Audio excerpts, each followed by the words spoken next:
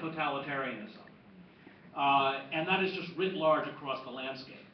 And as we go down, and they know we're going down. Look, I mean, you know, these forces are cannibalistic. 40% of the summer Arctic sea ice melts, and here we are literally watching the death throes of the planet, and these corporations like Shell look at it as a business opportunity. They know only one word, and that's more.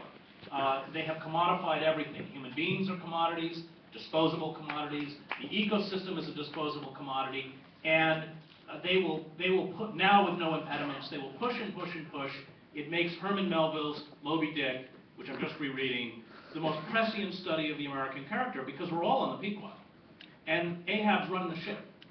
And as Ahab said, my means and my methods are sane, and my object is mad.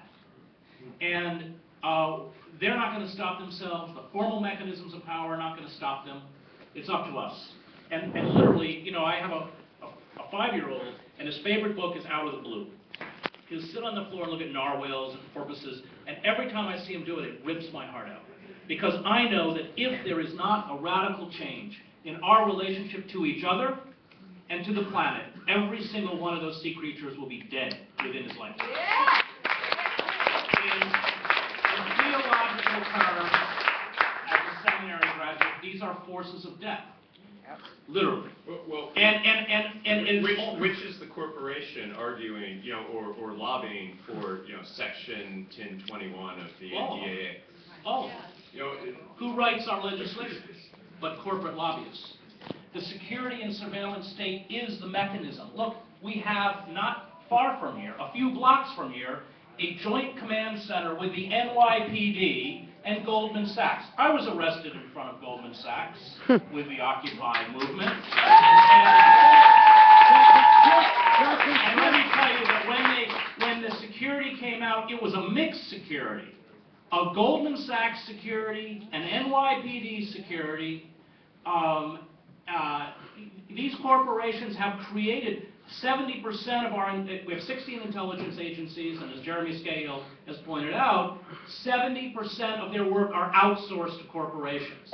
We have handed the capacity for the security and surveillance state to private corporations. We have created mercenary armies. And if you look at the collapse of empires throughout history, as Thucydides said, Athens became a tyrant abroad and then became a tyrant at home. Empires hollow out themselves out from the inside. They, by the way, destroy their cities first, which is what we are doing, or largely have done.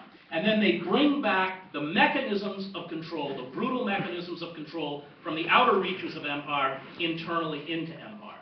So to say, well, you know, if the NDAA passes, then, and he still assassinates, it deals with a different problem of the same configuration. They want the capacity to blow anybody away from the skies, terrorize them from the skies abroad, and now we are watching 160 local police, law enforcement agencies apply for drone permits. Everything they do there migrates back here. It's why you have Blackwater, renamed Z, renamed something else, I can't remember, running around New Orleans. And so we have to look at it in its totality as a whole.